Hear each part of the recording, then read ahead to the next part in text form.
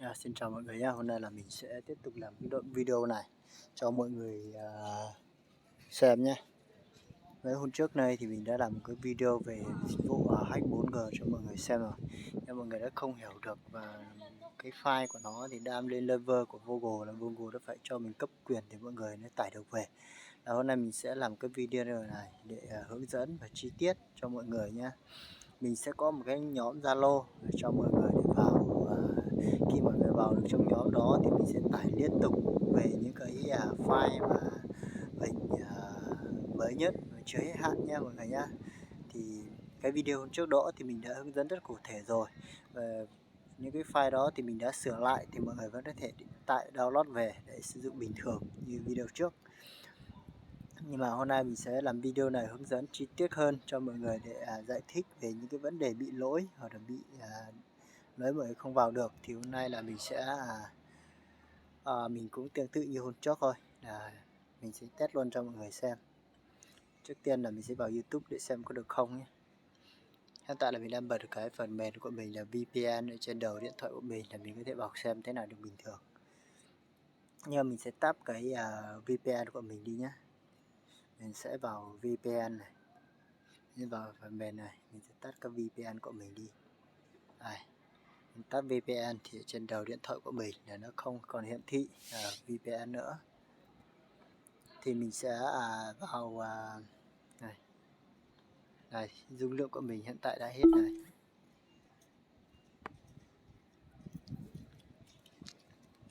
Dung lượng của mình hiện tại đã hết rồi. Thì mình sẽ kiểm tra luôn cho mọi người xem nhé. KT này, TK này, ok luôn. Test cho mọi người xem luôn nhé. Điện thoại hiện tại của mình này dùng một sim thôi nhé. Nhưng mà mọi người nhớ nhá, chỉ là 4G mà hack nên là mình hướng dẫn hack Viettel nhé. Bina Bobin thì mình nó chưa hướng dẫn nhé. Vẫn có video và vẫn có phần mềm để làm được, nhưng mọi người nhớ đăng ký kênh và để ủng hộ thì mình sẽ làm video cho nhé.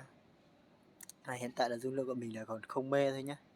Thì mình sẽ vào tap cái VPN rồi thì mình sẽ vào YouTube để load nhé. Đây, không load được đúng không? Đây, YouTube thì không load được nhé. Thì tiếp theo mình sẽ không load được YouTube thì mình sẽ vào Facebook để load xem phim nhé. Tính năng kém kết nối đúng không? Thì nó không vào được, tuy nhiên vẫn là nó không có dữ liệu, không vào được.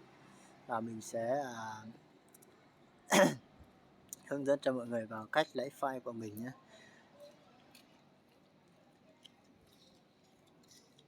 Mọi người sẽ vào cái VPN này. Mình sẽ gỡ tất cả các file của mình này ra.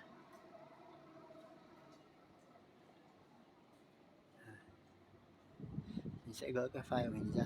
Mọi người vào vẫn tương tự như hôm trước thôi. Hiện tại là mình đang có mình sẽ hướng dẫn vào ít về việc này nhé. Hiện tại là mình đang có một cái phần mềm đây này.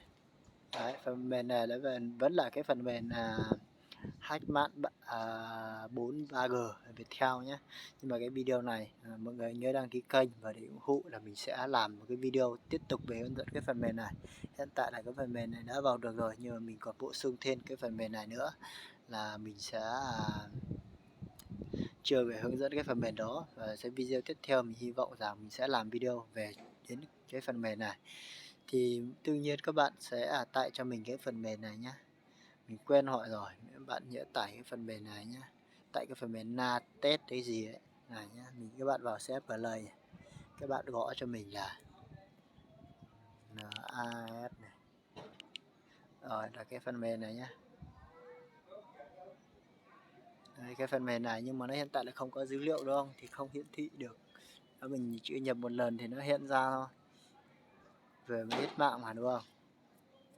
Thì mình sẽ hướng dẫn các bạn vào nhé.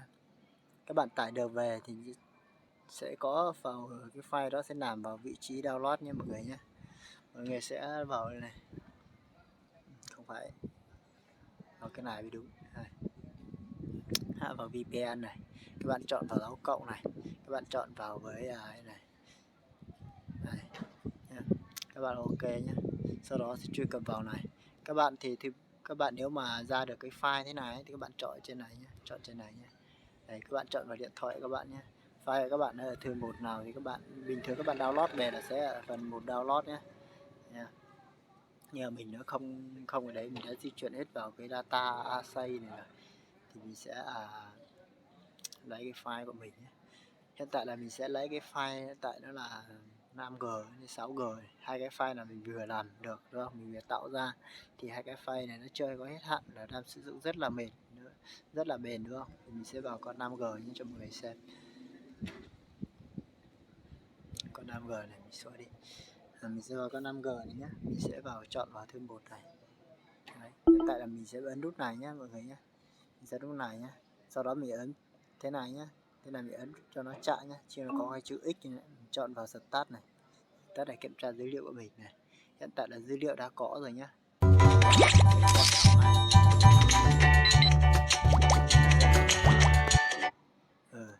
Thế này đã có dữ liệu để chạy đây rồi, thì mọi người sẽ vào được mạng bình thường nhé. Mình sẽ vào test luôn nhé. Đây, vào YouTube này. 20 chào một chút. Các bạn yên tâm, cái phần mềm nó cực kỳ hay luôn. Hay đã bị lỗi không? Phần mềm nó bị lỗi nhé. Không phải là nó bị lỗi mà nó hiện tại là nó mình vào nhiều quá thì bên Viettel nó cũng phát hiện ra, nó cũng chặn mình.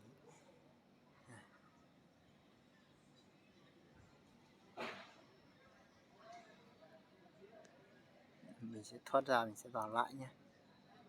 Khi nào nó bị lỗi thì các bạn sẽ khắc phục thế này nhé. Video này mình sẽ hướng dẫn và bị lỗi và đúng không? Bị lỗi cái app này. Đấy. Hiện tại là đang có dữ liệu chạy là ok. Rồi, cái này là ok rồi mọi người. Các bạn vào YouTube xem nhé. Chắc chắn là được rồi. Đấy, được rồi. Nếu mà lót các bạn xem nó lướt không chạy với cái dữ liệu này ấy, thì hiện tại là nó sẽ không được nhé. Cái dòng này nó không có cái dữ liệu chạy thế này là nó sẽ không có vào bảng được nhé. Các bạn sẽ vào tiếp theo là vào Facebook này, vào lót Facebook thứ này. Và các bạn sẽ đăng ký vào link ở dưới các bạn nhớ nhé, các bạn nhớ vào là link mình sẽ để ở dưới phần nhóm Zalo, là mình sẽ để ở dưới phần mô tả nhé. Mọi người sẽ vào link Zalo đó và nhắn tin trong nhóm là mình sẽ gửi riêng cái file cho mọi người nhé, tránh tình trạng mà mọi người nó không lấy được cái file ấy, là mình sẽ làm thế này để cho mọi người vào nhóm, sau đó là mọi người sẽ nhắn tin trong nhóm là mình sẽ gửi cái file riêng tư cho mọi người nhé. Mình sẽ gửi nhắn tin riêng và gửi cái file luôn cho mọi người để mọi người có thể biết là nó cái file đó sẽ nằm trong đó. Làm nếu mà mình đăng lên Google thì nó sẽ cất quyền để không phải một người xem, nó rất là nhiều người xem, là nó sẽ rất là mất thời gian để mình cấp quyền đúng không. Thì mình sẽ làm cái này, mình nhắn tin riêng nhá. Ok, thì mình xin chào và gặp lại mọi người. Mình sẽ làm video cho mọi người tiếp theo. Hy vọng rằng mọi người nhớ đăng ký kênh và ủng hộ cho mình nhé.